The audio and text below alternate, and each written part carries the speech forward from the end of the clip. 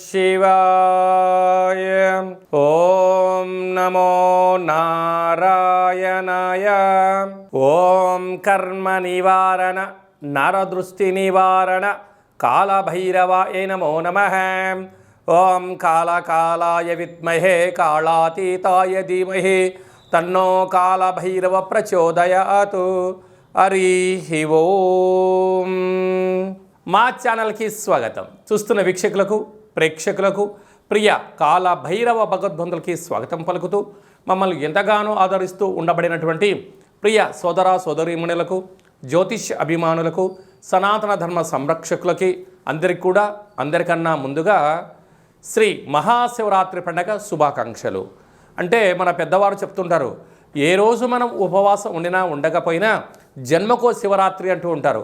కనుక అలాంటి మహాశివరాత్రి రోజున మహాదేవుడి యొక్క స్మరణ, ధ్యానము, అభిషేకము, అర్చన, దర్శనము, మహాదేవుడికి జలాభిషేకము, మహాదేవుడి యొక్క చంద్ర బిల్వదలము, ఏ కార్యక్రమాన్ని చేసినా తెలిసి ఓం నమః శివాయ అన్న, తెలియక ఓం నమః శివాయ అన్న పరమేశ్వరుడి యొక్క కృప కటాక్ష వీక్షణలు మన అందరిపైన ఉండాలని మనం కూడా మనసారా కోరుకుందాం. కలియుగ కాలంలో కష్టాలను, నరదృష్టిని, శత్రు ప్రభావాలను కలిగించేటువంటి అనేక దుష్టగ్రహాలు ప్రవహిస్తూ ఉంటాయి మన అందరిపైనను కూడా. మనల్ని రక్షించే కాళభైరవుడు మన చెంతగా ఉండగా మనకేల చింత.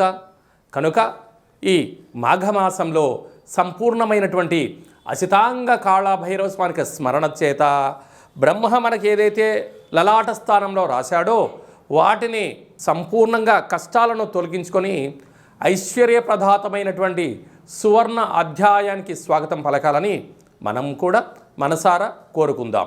1వ తారీఖు 2వ నెల 2026 నుండి 28/2/2026 వరకు పుట్టినటువంటి వారందరికీ కూడా ముందస్తుగా జన్మదిన శుభాకాంక్షలు.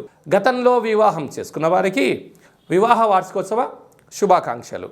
ద్వాదశ రాశుల్లో గ్రహ గమనాలు వీక్షింపచేద్దాం. మిథున రాశిలో దేవగురు బృహస్పతి సంచార స్థితి, సింహరాశిలో కేతు సంచార స్థితి, విశేషంగా మకర రాశిలో చతుర్గ్రహ సంచార స్థితి ఎన్నడూ లేని విధంగా కన్నీ విని ఎరుగని రీతిలో మకర రాశిలో చతుర్గ్రహ సంచార స్థితి ఈ మహాశివరాత్రి సందర్భంగా మాస ప్రారంభంలో జరుగుతుందని చెప్పి గమనించాలి. ఆత్మకారకుడు రవి, రుణరోగ శత్రుకారకుడు కుజుడు, బుద్ధికారకుడు బుధుడు, కలత్రతకారకుడు శుక్రుడు మకర రాశిలో సంచార స్థితి.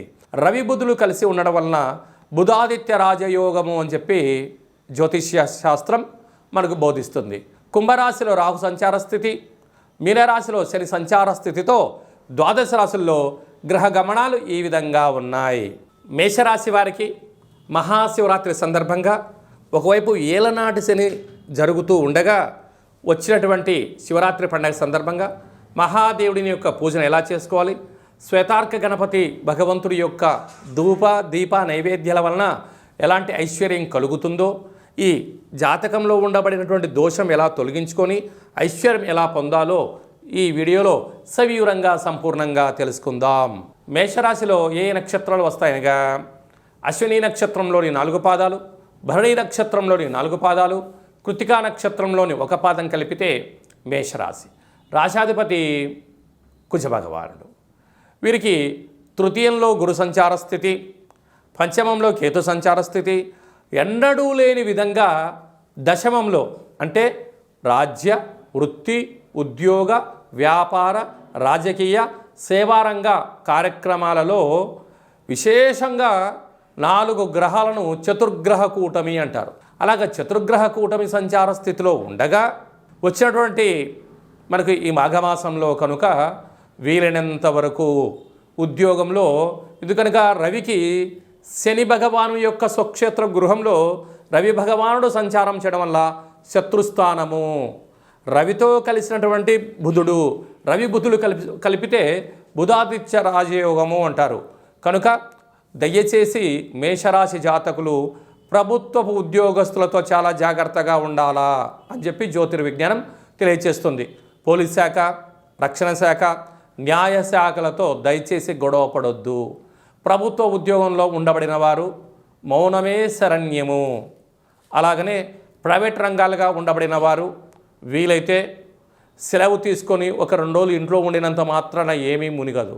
లేకపోతే ఆవేశానికి వెళ్ళినా అనర్థానికి దారితీయడం, ఉద్యోగం పోగొట్టుకోవడం, మానసిక అశాంతి, ట్రాన్స్ఫర్స్ అవ్వడం, అనేక రకాలుగా ఇబ్బందికి గురయ్యే పరిస్థితి ఉంటుంది.